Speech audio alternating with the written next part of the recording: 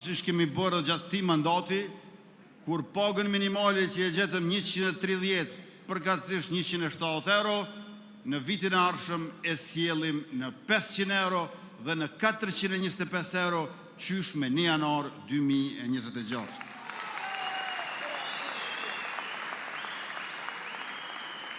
Ky trefishim i pagës minimale është një ndryshim historik që e ka rritur dinjitetin e punëtorit.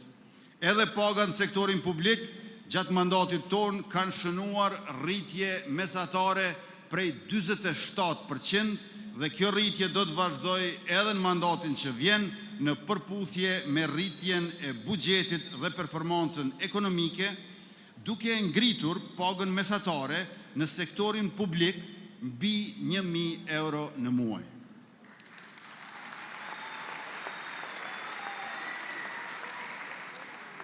Ju e dini që pensionit i kemi gjetur 90 euro dhe tashmë i kemi ngritur në 150 euro, pra për 2/3, duke e bërë vendin ton shtetin e parë në rajon ku asnjë i moshuar nuk jeton nën pragun e varfërisë prej 5 euro në ditë. Rritja e pensioneve do të vazhdoj bashkë me rritjen e buxhetit e veçanërisht me kompletimin e reformës pensionale.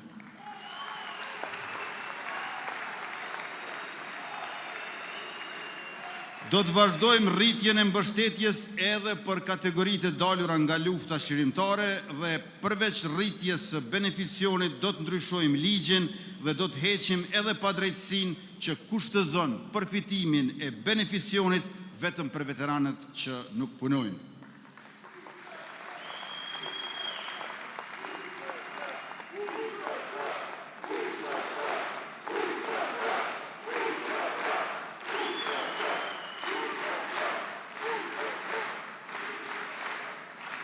Shtesat për fëmijë i kemi gjetur 0 euro, që do të thotë se nuk i kemi gjetur fare.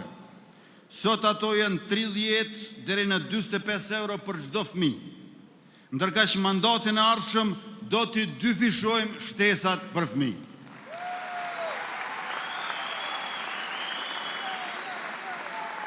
Pra,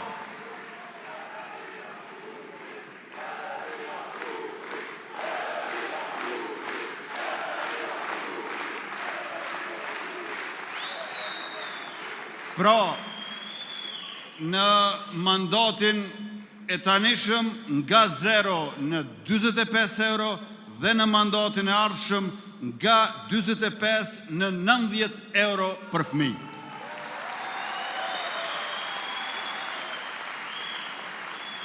E të dashur qytetar, me këtë rritje do të lëm prapa edhe disa vende të Bashkimit Evropian sa i përket shtesave për fëmijë.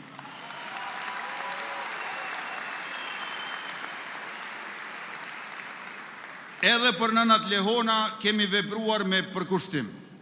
Fillimisht i nisëm shtesat me 107 euro në muaj, pastaj i rritëm në 325.9 euro si vjet, ndërka që në fillim mandatit ardhshëm do t'i bëjmë 500 euro në muaj për 6 muaj, sepse aq do të bëhet edhe paga minimale në vendin tonë. Pra, 6 muaj nga 500 euro bëjnë 3.000 euro për secilën nën lehon të papun, përveç shtesave mujore për fëmijët që jipen në emër të nënës, përkatësisht në gjiro llogaritë të nënës. Kjo pra, të dashur të pranishëm, është politika jonë, familja në qendër të zhvillimit e të mirëqenjes. Begatia e shtuar për çdo familje nënkupton begati për ekonominë dhe për shtetin. Më shumë të ardhura do të thotë më shumë konsum, më shumë prodhim vendor dhe më shumë vende pune. Prandaj ne do të vëmë në dispozicion 1 miliard euro garanci sovrane, të cilat do të shërbejnë si hipotek për të garantuar investimet private në fabrika dhe në prodhim. Kjo është mënyra se si i vëmë në funksion burimet tona natyrore dhe fuqinë tonë punëtore.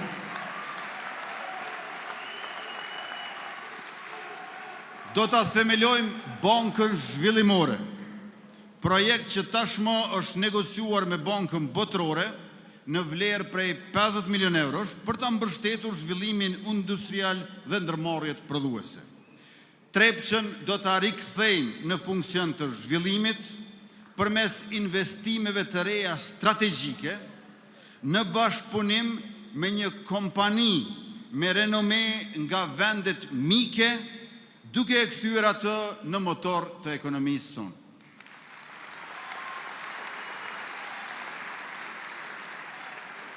Ekonomisë sonë do t'ja shtojmë edhe turizmin dimror si komponentë të rëndësishme zhvillimi.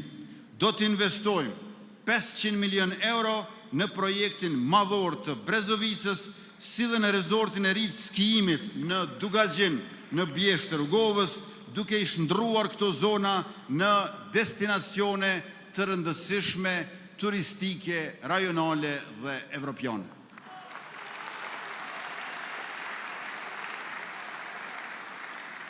Në sport do të investojmë 250 milion euro për ndërtimin e 20 stadiumeve të futbollit në 18 komuna të Kosovës, anë mban Republikës, për të siguruar infrastrukturën e nevojshme sportive për të rinjtë tonë dhe lojrat mesdhetare 2030. Të gjitha këto projekte infrastrukturore nuk janë thjesht pika në hartë apo shifra në buxhet, ato janë mjete që lidhin njerëzit me punën, prodhuesit me tregun dhe vendin tonë me të ardhmen.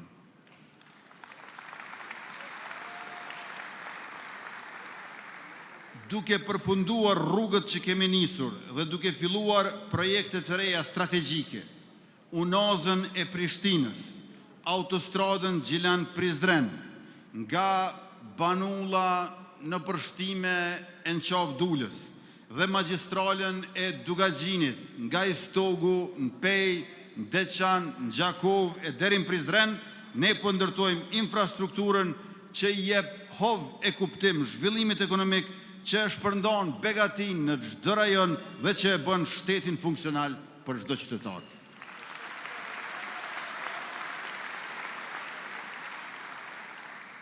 Mirë po rrugët, stadiumet, digat, kapacitetet energjetike dhe investimet industriale janë vetëm mjete, vetëse mënyra.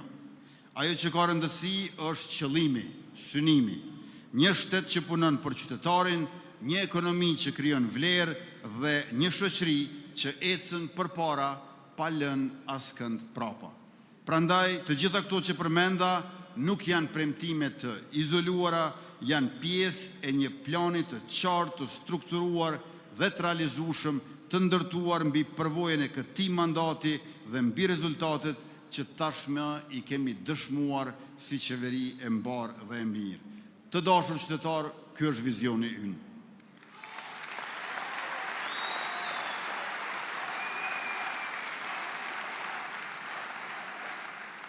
Por përveç se vizioni ynë, kjo është edhe ftesa jonë, është thirrja jonë që të ecim bashkë me besim dhe vendosmëri drejt një të ardhme më të sigurt e më të begat. Sot para jush nuk vim me premtime për të harruar, por me zotime për të jetuar. Kjo qeveri nuk matet me fjalë të bukura, por me punë që lën gjurmë të thella. Para jush nuk sjellim një listë dëshirash, por një plan që njeh realitetin dhe avanson atë. Mandati që kërkojmë është mandat pune, drejtësie dhe dinjiteti për secilin, mandat sigurie dhe begatie për të gjithë.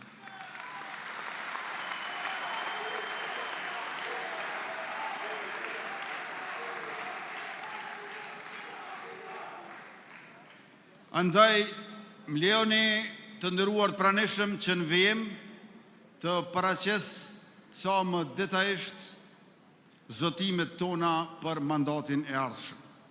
Për prodhimtarin dhe ndërmarrësin do të veprojmë përmes Bankës Zhvillimore, programi 1 miliard euro në prodhim dhe ndihmë bizneseve që do të mbështetet tek projekte strategjike dhe prioritare të industrisë, përfshirë atë kreative me financim të drejt për drejt të kompanive. E përveç kësaj, investitorët do të kenë mundësi të përfitojnë edhe nga skemat e subvencionimit të pagave. Bizneset, të cilët realizojnë investimet të reja, do të përfitojnë nga amortizimi i përshpejtuar.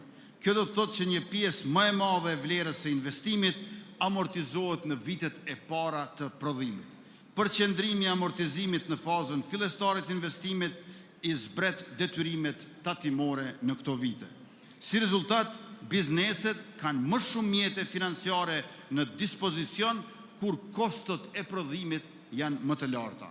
Kjo mas e përmirëson likuiditetin në periudhën më të ndjeshme të investimit dhe e bën më të lehtë nisjen e tij. Për shembull, një biznes që investon në makineri të reja mund të paguaj më pak tatim në vitet e para dhe t'i përdor mjetet për pagë